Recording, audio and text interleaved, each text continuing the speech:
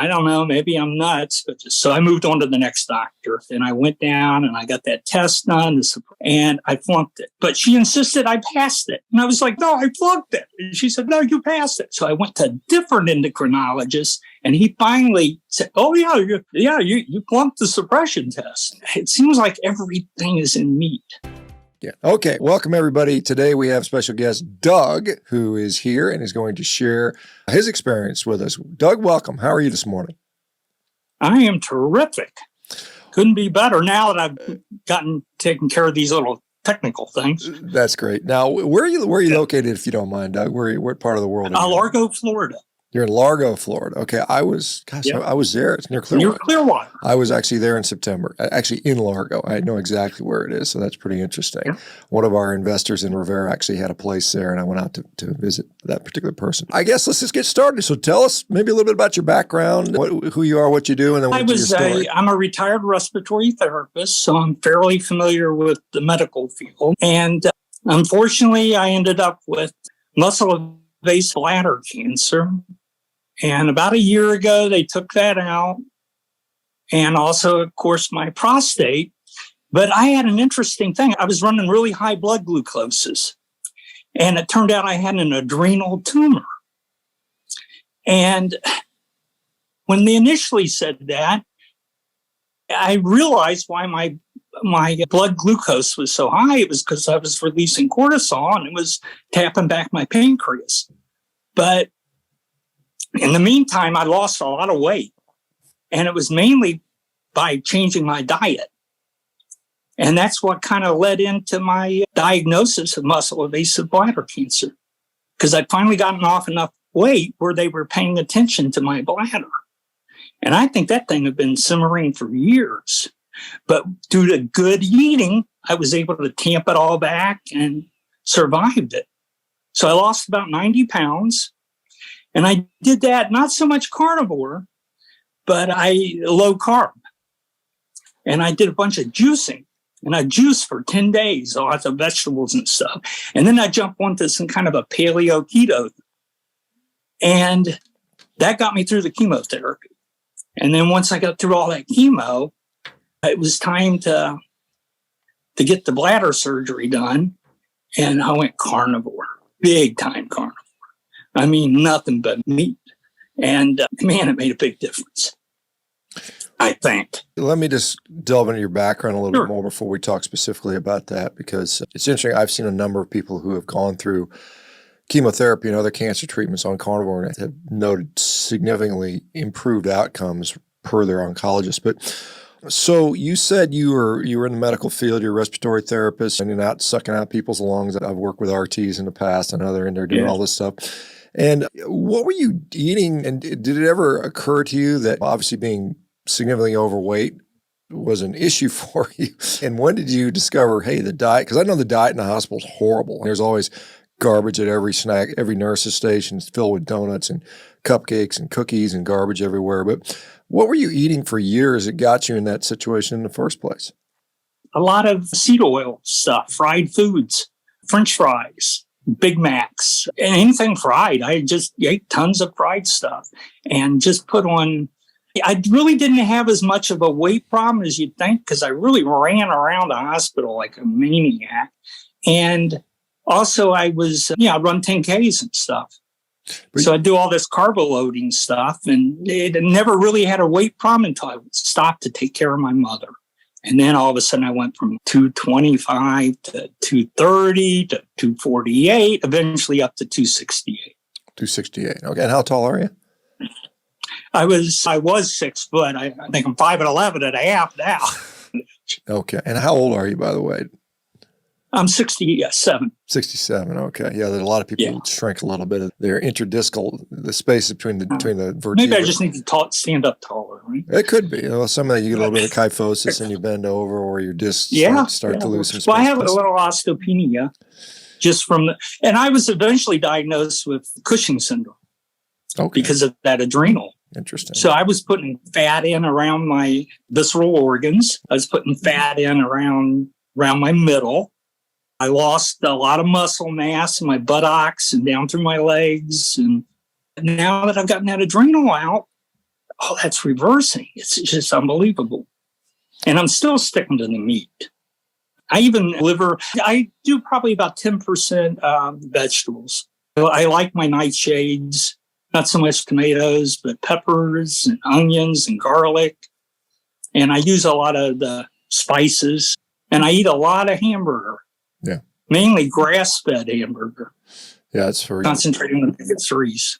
For you get a lot of flavoring with some of those other, like you said, some of the nightshades. Yeah, and I don't know. I just enjoy the taste of them.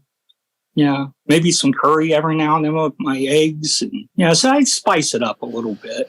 So when you said you got up to I think you said 268, and yep. then was that when you were? So what prompted you to start losing weight at that point? What prompted you from going 278 and 300? My kids my young adult kids were laughing because every time I got up, I was just so uncomfortable, just exhausted all the time. And I read this book, The Science of Skinny, by McCaffrey. And that was my big jump into it. But going back to it at 268, my GP decided, and I had the high blood glucoses, she decided I was insulin resistant. And she gave me a glucose machine, told me to stick my fingers every day and track my blood glucose. And she wanted to start me on metformin. And I said, I don't think I'm insulin resistant. So what I did was I ate one of those Pepperidge Farm cream cakes. I ate the whole cake, and then I went in and did my fasting glucose, and it went up to 136. And that was it. I didn't have a piece of the cake. I ate the entire cake. So I bolused myself with sugar. And so right then, and so I went and found another doctor, and that was right around the time they diagnosed my muscle invasive bladder cancer. But the tumor, it just kept sticking in my head. And so I wanted an endocrinologist, and they wouldn't even give me an endocrinologist. So I moved on to the next doctor, and he gave me an endocrinologist, and I went down and I got that test done, the suppression test, and I flunked it. But she insisted I passed it. And I was like, no, I flunked it. And she said, no, you passed it. So I went to a different endocrinologist, and he finally said, oh, you flunked the suppression test. That's putting out cortisol. And then I went and got my adrenal yanked on Valentine's Day this year. So you had your adrenal. I'm sorry, you had an adrenalectomy. You had your adrenal gland removed. Yes, I did. Both of them. My right adrenal was removed. Okay. They left a sliver. Okay. I'm having some big time hormonal issues, I believe, even though the endocrinologist says, oh, that's highly unlikely. Right now I have a burning mouth syndrome. But anyway, I went from some kind of a mood thing, and it was actually paranoia and rage. And now I just have some anxiety. And I'm finding the anxiety seems to be a good friend. It's steering me around things. I don't know. It's just different having an adrenal going. Yeah. You mentioned Cushing syndrome, and one of the primary causes of Cushing syndrome, either people taking too many corticosteroids, and you get that sort of typical sort of body composition, a lot of fat around the face and upper back and neck, and you lose you get skinny in the arms and legs, and you get this interesting appearance. Right, and that's where I was. And so the other one is hypercortisolemia, and it's often from an overproduction of it where the adrenals are usually where a lot of that is produced. And what diet were you on when this was all evolving? When this Cushing syndrome, the obesity, you said you were eating, obviously if you're eating entire snack cakes, obviously that's pretty emblematic of maybe the diet you were on, perhaps. Yeah, going into at 268 pounds, I'd sit down and eat just an entire box of whatever, Twinkies. But anyway, to make a long story short, I pretty much, once I started realizing I need to go into ketosis to get rid of the fat, I started moving the fat around, and I still don't have a whole lot of fat underneath my skin. Well, you said you'd mentioned at a point you were doing a bunch of like juicing and smoothies and things like that. Just juicing. Or just juicing. Like I do a bag of carrots, a couple cucumbers, maybe a Granny Smith apple, some beets, a stalk of celery, some kale, and then I drink this down. And at first I was doing it like pretending like I was eating 3 meals a day and drinking this stuff. And then I went to once a day. But I do it for 10 days at a time and drop 10 pounds. And then I jump onto a paleo keto thing where I'd eat tons of fish. And I still like the nightshades, the onions and the peppers and all that. I'd do that until I lost. Now, I wouldn't lose as much weight, but what I was doing was I was just cutting out the carbs, cutting out the fat, and what was left, I had no protein. All my skin tags disappeared. Scars disappeared. I had a horrible keto on my leg, and that just disappeared. So my body was going out and grabbing that protein. Yeah, you meant a keloid, I think is what you were trying to say. Yeah, keloid. Yeah, keloid, right? Yeah. Keloid. Yeah. And so all these improvements, skin tags going away, was this still in the juicing phase, or where was it? Where was it at?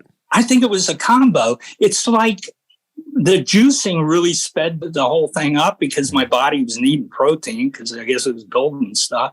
But when I switched over to the meat, it just seemed like they meshed. They worked in unison together. I don't know. Okay. Hard for me to say. I mean, okay. And why, if this juicing combo and then alternating the sort of the paleo and then juicing combo was working reasonably well, what prompted the switch to, you said you want 100% carnivore for a period of time. What prompted that switch? The fact that I thought I was going to have to rebuild tissue after they removed my prostate and my bladder and all those muscles and stuff. I thought, I got to rebuild all this muscle tissue. I need a good base to do that. And now that I've had the adrenal removed, I don't know, maybe I'm nuts, but I think I'm rebuilding my adrenal. I think I'm growing it back. You have maybe even a little bit of my prostate. You have two adrenal glands, and so the other one might be. Yes. The other one I think potentially could enlarge to compensate for the other. So we see it with kidneys quite frequently. I haven't. As the adrenals sit on top of the kidneys, I'm not sure if there's actually evidence that it does hypertrophy. It might. It very certainly could. The surgeon that removed the adrenal, he left it a sliver, and he left a sliver there so it could possibly grow back. So I don't know, but I've certainly got the base. And I thought, let's do it with meat. I even like liver. To me, the liver tastes great. And the eggs and the bacon. And I know McCreary, the Science of Skinny, she's not a big fan of the pork and stuff, but I like my pork too. I haven't gotten into a lot of the exotic meats and stuff, but it seems like everything is in meat. Certainly, yeah. Many of us will agree with you that we get everything we need from meat. I do. I'm not. I don't feel like I'm deficient in anything, and I'm performing well and functioning well. But let me ask you, what you said you were going to have this prostatectomy. Did they do the whole bladder? Or they just do a myomectomy? Did they take out part of the bladder, the whole bladder? Or do you have the whole bladder? I got a urostomy. Got a urostomy. Okay. I got an outside appliance. Got it. I got it. Okay. So it's going. So yeah, you've got some challenges. Yeah. Well, I was hoping to become a urostomy model, but yeah, we'll see how that goes. Maybe one day. There's always hope. There you go. What you said, you went on this all meat and things really got better from a healing standpoint. What do you mean by that? Or what? Healing standpoint and stronger. That's the major thing, the stronger.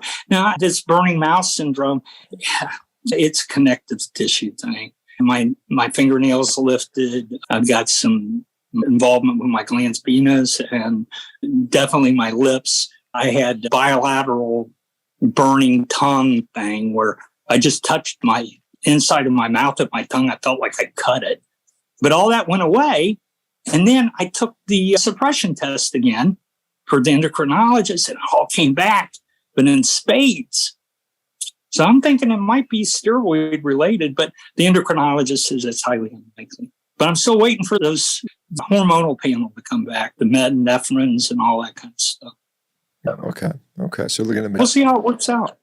Yeah, we'll see how. But something tells me if I just keep eating the meat and stay at a good base. And as far as the cancer goes, I know there's a genetic component, but I think it's really metabolic. Well, so metabolically, I think I've healed myself. If you listen to guys like Thomas Seyfried, who strongly believes that cancer is a metabolic disease, and there's significant evidence which would support that. Let me ask you, you said you've been able to put on quite a bit of strength since you started this? Yes. Yeah. Mainly, I'm starting to exercise again. I'm going to get back into it. I'm going to start lifting weights again. I think that's the whole key to strengthening your bones. And after that's Cushing syndrome, I did have weak bones. So I'm trying to move some calcium back where it's supposed to be. I'm really concentrating on my K2, eating with the fish, and I guess that's K2. But anyway, I'm really concentrating on the diet and hoping it'll resolve my Cushing syndrome. Other than the resections, the surgery you had, your adrenalectomy, the removal of your bladder and prostate, were you given any chemotherapy or anything? Was that part of the procedure? Oh, yeah. Okay. Yeah. I had 8 weeks of some of the nastiest chemo drugs known to man. They put in a port, and that took me to the verge of death. It was nasty stuff. And part of it was they also hit me with a drug that increased my absolute neutrophil count. And then I felt like I was dying from C. diff. So I felt so horribly nauseous and so sick. Please kill me. And I do these, I fasted a lot too. Everybody else around me was eating. I was fasting. I was not eating when they gave me those drugs. I just couldn't understand how people could eat on those drugs. They're horrible. And yeah, I think it sounds like they gave you something called Neupogen, most likely, which stimulates your bone marrow to produce more cells because you get very neutropenic with chemotherapy, and then it puts you at risk. But my neutrophil count is always through the roof. Okay. 14,000, 17,000. So during chemo, you were fasting, so you weren't doing carnivore during chemo then, correct? When I could eat, I would. And it was 2 weeks before treatment. So I'd have about 6 days where I was just so sick, I really couldn't eat. And then I'd start eating and I'd eat. And I'd do the bacon and all the meats I could get a hold of. I was never a big fan of chicken, but I really do kind of like the eggs. I had the liver. Cast liver. Okay. So it sounds like you interacted with obviously with a urologist, an endocrinologist, perhaps an oncologist. At any point were people suggesting diets to you, or were they? No, that was the amazing thing. I asked them, are there any dietary restrictions? And they said no. Okay. So I quit eating. The oncologist, I don't think he cared for that. And it was weird. He actually got a little upset with me when I told him I'm not eating anything. I don't know if they think that you got to eat to maintain your strength, but man, I'll tell you, when you're sick and dying, your body doesn't want to eat. It wants to eat and then use that food to replenish itself, I think. Maybe I'm nuts. There's certainly a cancer cachexia where we see a lot of people that become very emaciated, and certainly trying to get people nutrition in those situations. But so you had retired from respiratory therapy how long ago? About 16, 17. Mainly, I quit to take care of my mom. She had Parkinson's disease and lung cancer. She was a total care. And my sisters had went down. One was a diabetic and the other one was having some issues. And I took care of mom. And then when mom passed, I should have went back to work, but I was sick. I couldn't. I had no energy, and they hadn't diagnosed the cancer yet. I was not sleeping more than 4 hours a night because of the cancer, I assume. But I was up all night urinating, and they thought it was an enlarged prostate. The prostate was 40 grams. So, I don't know. But it was not obstructing the flow. But it was just a slow thing. The pandemic was going down, so people weren't on their toes with their diagnostic skills. And I slipped through the cracks. And when they realized, oh, my God, he has cancer, it was like time to take the bladder out. And if it wasn't for guys like you pointing me in the right direction, see, these other medical people, the only guy who really helped me was a marijuana doctor. He gave me something for pain. The others wouldn't even give me something for pain. They were oblivious. Yeah, where the pain was that post-surgical pain, or was that, where was the pain? No, this was the bladder. I told the doctor one of the first times I told him, the urologist, I said, it's weird. When I was a kid, I had a kidney infection and I'd urinate and the pain was so intense it dropped me to the floor. Now it's the same kind of pain, but I don't go to the floor. So he worked me up for an infection. He said, no, you don't have an infection. And then I waited another 6 months. Meanwhile, I was up every 4 hours at night. It was interesting. I thought I was just some Superman. I didn't really need to sleep more than 4 hours. Yeah, I think it was that adrenal tumor. Well, yeah, it could potentially, I guess. It's hard to. Yeah. Are you on any, so you still got one adrenal gland, you're missing your prostate and bladder. Are you on any medications currently? Just marijuana. Just marijuana. And that's for what? Presumably pain still? Or it's supposedly for anxiety, but it does help me sleep well at night. But it's not much on the anxiety issue. I'm having to deal with the anxiety because I never had to deal with that before. I was subject to paranoia and rage. This anxiety stuff is neat. It gives you a clue. I like it. But anyway, I'm trying to deal with it. That's interesting. I guess you're saying it's relatively better than what you had before, right? That's what I'm saying. So I can open my blinds. I can go outside again.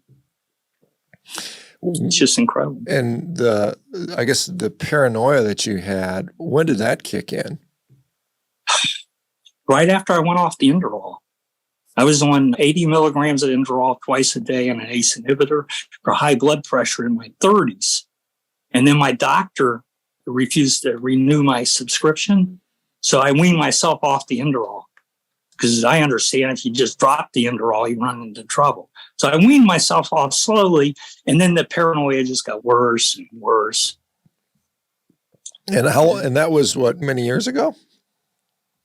It was around 18, 19, because I think it was 17 or 18 when I lost my Inderol script. I had leukocytosis so bad from rotting teeth that I had to quit remember, I wasn't working at the time and I was on Obamacare and I didn't have enough money. I didn't have any real income.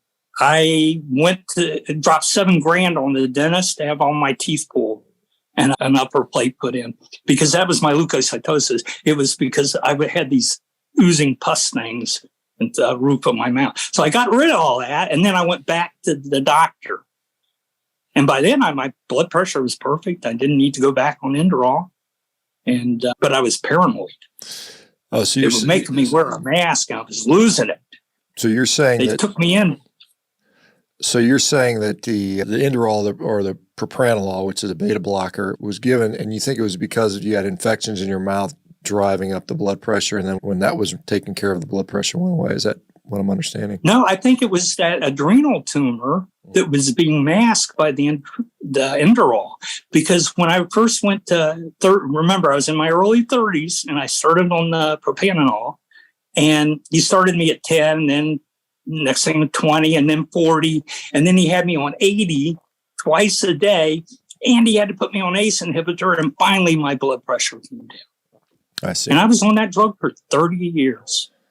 And you said when you went off the propranolol or the Inderol, you developed this paranoia. Paranoia and rage. How did you hold a job with that? Or how often did that affect you? I didn't hold a job. And I couldn't really go back to work. I remember I almost went after a guy at Home Depot one day because he was giving me a bunch of lip. And I thought, well, I better stay inside. Because I felt like I couldn't control myself sometimes. Okay. And so what? So I just stayed inside and waited it out. And sure enough, the cancer didn't come back. And I've learned I like my appliance now. And now that the adrenal's going, I'm opening up my blinds, I'm getting out, I'm socializing a little. It's great. When you went from paranoia to I guess a lesser form of just anxiety, what do you think? Yeah. What do you think led to that? And how has either diet, the smoothie diet or the juice diet or the meat diet, how has that impacted your mental health? I think what was the cortisol. The cortisol that was being released put me into a fright or flight kind of situation. Instead of fighting, I'd go into a fright thing. I just stay inside and stay away from it all. So I was adjusting my cortisol as much as I could, but not stimulating it and keeping it going. But I just kind of have to wait it out, and then it'd go away, and I was fine for a while, and then it'd release again. But I didn't know this was going on. And I think that getting rid of the carbs really decreased the cortisol release. I don't know how that mechanism works, but I think going into ketosis and not having a bunch of, I don't know, glucose molecules rushing around, it did not feed. So my cortisol was saying, okay, we can accept 120 blood glucose. And since I wasn't adding glucose, it was like I could maintain. I don't know. Yeah, part of the adrenal, the norepinephrine and whatnot is counter-regulatory to insulin. And so perhaps when you're eating a lot of carbohydrates, you drive insulin up, and then the adrenals have to kick in to counter some of that insulin to make sure you don't overcorrect. And so that may... Yeah, with the increase in cortisol, it tamped down the insulin. Yeah, so my blood sugars would be up. It antagonizes the insulin, correct, yeah. And so basically you're stimulating breakdown of glucose in the liver, and it's dumping glucose in your bloodstream, and you're also antagonizing insulin's effects. But what really worked was staying under 20 carbs a day. Yeah, good for you. I made sure I was under 20 carbs. Yeah, and so you mentioned you like your nightshades and a lot of meat. And now, what does your diet look like today? You said you were pretty much 90% meat or something like that. Yeah, I eat a lot of grass-fed hamburger. I really like the taste of that. I don't have a problem with just regular hamburger even. I eat a lot of fish, some cottage cheese. I like my milk products. I eat a good bit of Greek yogurt, 10% plain. That's like my go-to dessert stuff. I might do it like a tablespoon of that. And I'll even throw in a half a banana or something. Just, it's a little decadent. Anyway, it's like I said, probably 90% meat, fish, eggs. I'm always out buying another dozen eggs because I'll eat 4 at a time. And I will do some with this burning mouth syndrome. I wasn't really, I try to keep my weight and protein. So with this burning mouth syndrome, I really was having a tough time putting in that much protein. So I went for a few protein drinks, some of that Premier chocolate stuff. And it's got some good vitamins. But I've never really been big into the supplement stuff. But I'd rather go with the whole foods. And I do gravitate towards more of the omega-3s. I don't know if that's any belief in that or not. It certainly exists. The question is, how relevant are they and how important it is? I think that's still debatable. But let me ask you, just on a whole, let's compare maybe now on this mostly pretty much meat-based diet versus times in the past. How is your quality of life? What is your overall perception of how things are? Oh, my quality of life has went through the roof. A lot of it's 99% of it's all dietary. I don't do fast food anymore. I got all that time back. I waited in food lines. It's just great. See, this is the thing. I think we're still in the Garden of Eden. It's just that there's a lot of poison around, and we just got to pick out what's not the poison. That all that really great food, that stuff that allows our body to ascend is there among us. It's all around us. Be kind to your animals; they'll be kind to you. That kind of stuff. I really see, and due to programs like this, it's getting the word out. I think the ascension is upon us.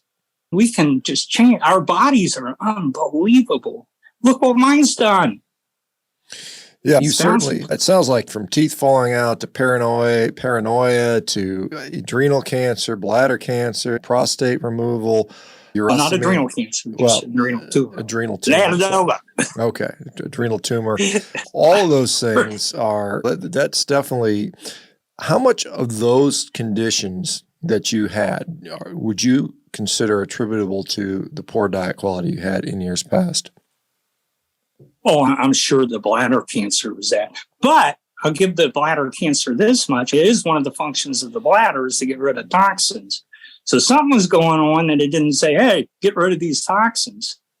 So the adrenal, I'm sure, had something to do with it. But yeah, I think it's just incredible how just the human diet, a proper human diet, makes such a difference. Yeah, absolutely. I can't disagree with that. I see it all the time. What about people around you? Do you have people, you mentioned your mom. I don't know if she's still around, if she's passed away. I wish I'd known what I know now. Yeah. Back when I was taking care of my mom. All the bad stuff she was eating it. The seed oils. That's what we grew up on, was vegetable oil. Those nasty seed oils and with the Crisco. And I can't believe it's not butter. And she thought she was doing all right. As far as other people around me, I don't understand it. They just can't seem to understand this revolution. I keep pointing them towards videos and what you guys are doing. Wow, they don't have to be sick, but they keep doing the processed food, and and they give me a lot of lip service. Aren't I proof? You can come back. Yeah. You're right. Are there people around you that have known you for many years now? Obviously your mother's gone, but that have seen your transformation that you've... They can't believe it. What can't they believe? What are they seeing? A lot of them are the weight. But, you had cancer. Of course you lost weight. But I swear, I lost the weight and then they found the cancer. Doesn't that tell you something? Yeah, it's fair enough. And how often do you see, okay, so you mentioned that none of the physicians that took care of you ever suggested any kind of dietary shift. Do any of them know what you're doing right now, and have they made any comment on that? I'm not sure. I'd like to think that they listen to me, but I don't know. I saw my physician. He's looking at my blood glucose, and it's elevated. And I tell him, I say, I'm on less than 20 carbs a day. And then as I'm walking out the door, he says, you need to just watch the carbs. Did he really? Does he think I'm lying, or did he not hear me, or it's that kind of thing? You just don't know. Maybe I should be more honest with him. Tell you the truth, in the past, I was not that honest with him because I was paranoid. And I didn't want to go into a rage with him. So I just kept my mouth shut and just let him play it all out, and just kept an eye on him. And I never did take the metformin. I was right. I was not insulin resistant. Now, I might be cortisol resistant. That's a different story. But I don't know. Interesting. So your blood glucose these days, you said, is elevated still, or no? No, when I took that when I was on the suppression thing again, my blood glucose went up, but I was on a steroid. But a 62-hour fasting glucose, it was 72. And an A1C of 4.9. Well, the A1C of 4.9 certainly would indicate very good control for sure. Yeah, and blood glucose is 72. I was truly fasting, 62 hours. Okay. I'll do a 3-day fast every now and then, just in remembrance of my chemo. So what is your, I guess, you're retired. What does your day look like day to day? What are you eating? What are you doing activity-wise? Now that I've taken the weight off, I said it's pretty much 90% carnivore. I might drop it down to 80%, but it's usually around 9. Mainly just meat, eggs, hamburger, a can of fish. I don't like sardines, but I'll eat them for the protein to bring me up. But I pretty much and I usually start eating about noon, and then I quit eating about 8 p.m. And I'm in no rush, and I just graze and feed until I hit about 180 grams of protein. Okay. Because I'm about 180 pounds. Okay. I'm down at 170. And so you're retired, you're not working. How hard is this for you to actually afford this meat-based? Because a lot of people would criticize that it's unaffordable, but what do you find with that? Well, I'm living off my Social Security. That's it. Okay. And I'm not on food stamps or any of that. And if you stick with the whole food, I don't buy food out. I just buy good, wholesome food. And I'm not dropping that much, probably 400 a month. I eat I'll go for that hamburger that has got a sale on it because I can bring it home, throw it in the freezer and eat it next week. I'm pretty cheap. So I watch it, but I don't think it's that expensive. It's a lot cheaper than going out and getting a double cheeseburger for $8. Hell, you can buy a pound of beef for that. You might go about 2 pounds of beef for that in some places. Yes. Yeah. I'm talking the grass-fed stuff. Okay.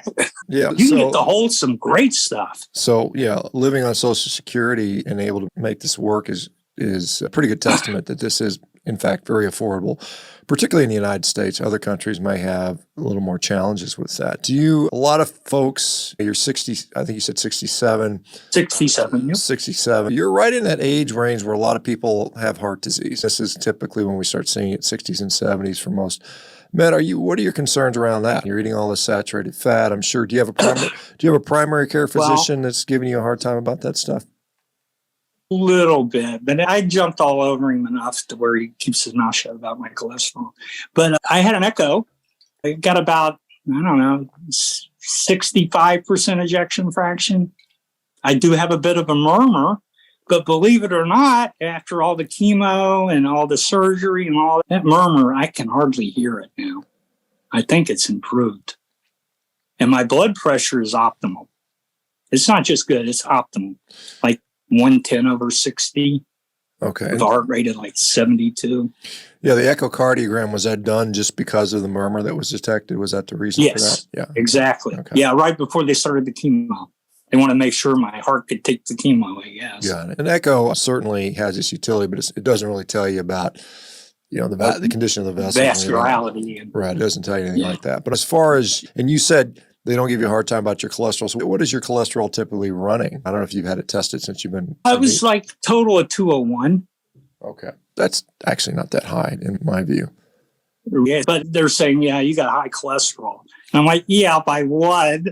By that definition, probably 75% of the people on the planet have that, something like that. Yeah. It's not that high.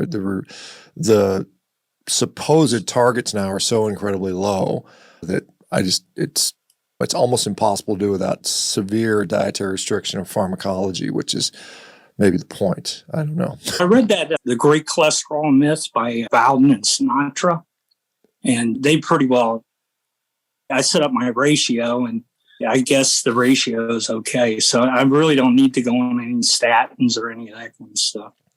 What you said, how long did you work as a respiratory therapist?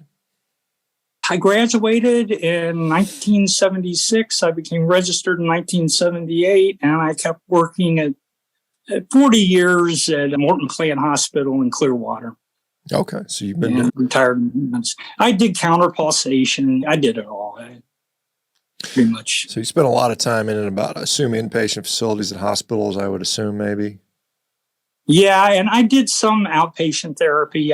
Mainly intensive care medicine was my thing, I guess, adult care, intensive care. Just as someone who was in and around hospitals for that many years, for four plus decades, did you see any significant changes in the patient population or anything that struck out to you versus maybe the late 1980s to these days?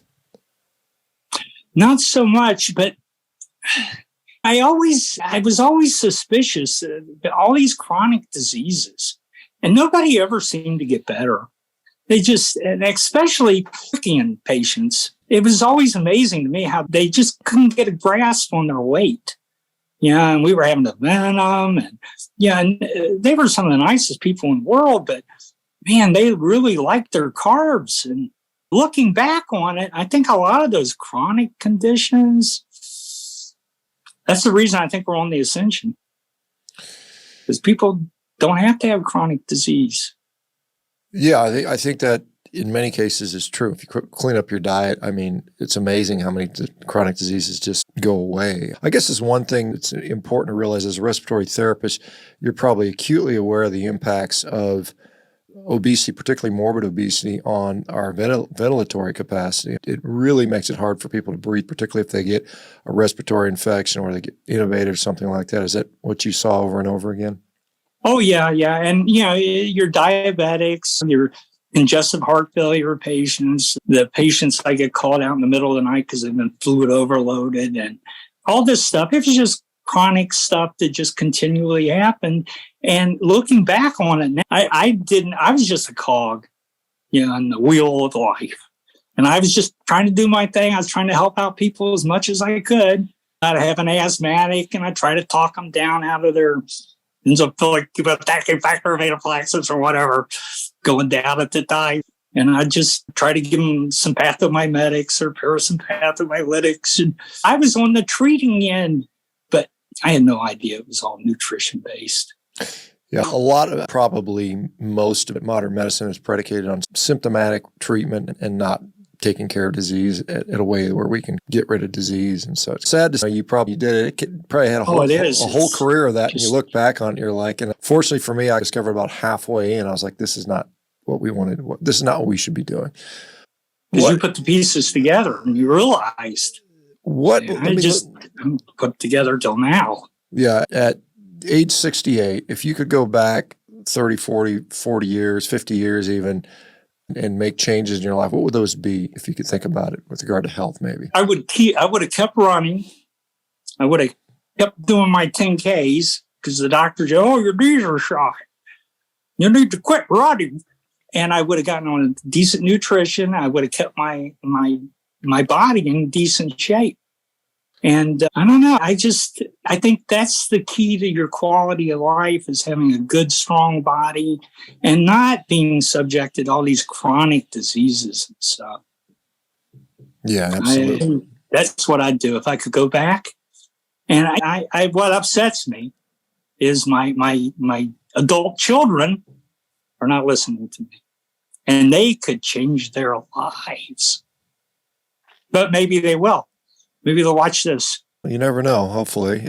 So obviously we can't go back in time. And I think about that. I don't know that as a 20-year-old I'd have listened to myself, to be honest. Even if I said, hey, I'm from the future, you should do this, I probably still would have ignored myself. But no, not bring back. But what about, so going forward, what are your plans going forward? What do the next 10 years look like for you, Doug? What do you think? What do you think is going to happen? Right now, I'm just in a momentary holding pattern until I get this adrenal issue settled. But what I'd like to do is to set up a self-containing nutritional, have my nice garden in the backyard, maybe some meat rabbits, or let's start going fishing and establish I want to become self-reliant on nutrition. Because like I said, I think the Garden of Eden's out there. We just need to go take it. Yeah. It's there for our taking. And I'd like to get some animals and be kind to them. And they'll be kind to me. And so, yeah, I'm an old man, but I got dreams. And that's just my dream.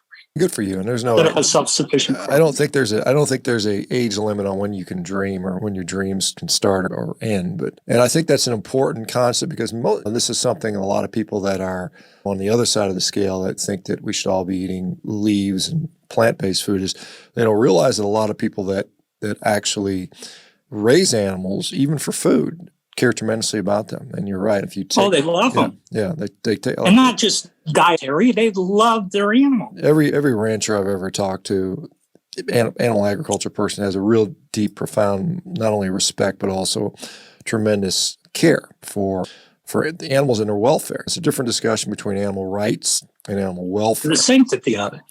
Yeah. I'll tell you what, Doug, this has been quite enjoyable. Thank you for coming on. Appreciate it. Very much. Do you have any? And I hope this helps somebody. I do too, and I suspect it will. People just need to keep the chin up and keep plugging along. Do you have any social media? Your body will heal you. Doug, do you have any social media that you participate in that you want to share, or no? No, not really yet. I'm on Gmail. Okay. And I make comments every now and then as people help me. That's fine. No problem. There's no problem. But I'll be at it. I'm really at the point now where technologically I'm finally catching up. With that paranoia and everything, computers triggered me. Got it. So I know this is a little rough getting set up here, but next time I'll be better. You got through it. All right. So, thank you, Doug. Have a great one. Thank you. Enjoy that Florida sunshine. Keep up the good work. I will do my best. Thanks, everybody. We'll see you guys tomorrow. Take care, Doug. Bye-bye. Hey folks, it's Dr. ShawnBaker here. If you guys are enjoying these success stories, you can become your own success story. You can do that by heading over to CarnivoreDiet. You can sign up for a free 30-day trial and get started today. We're looking forward to supporting you. Our community is wonderful, and we'd love to see your success.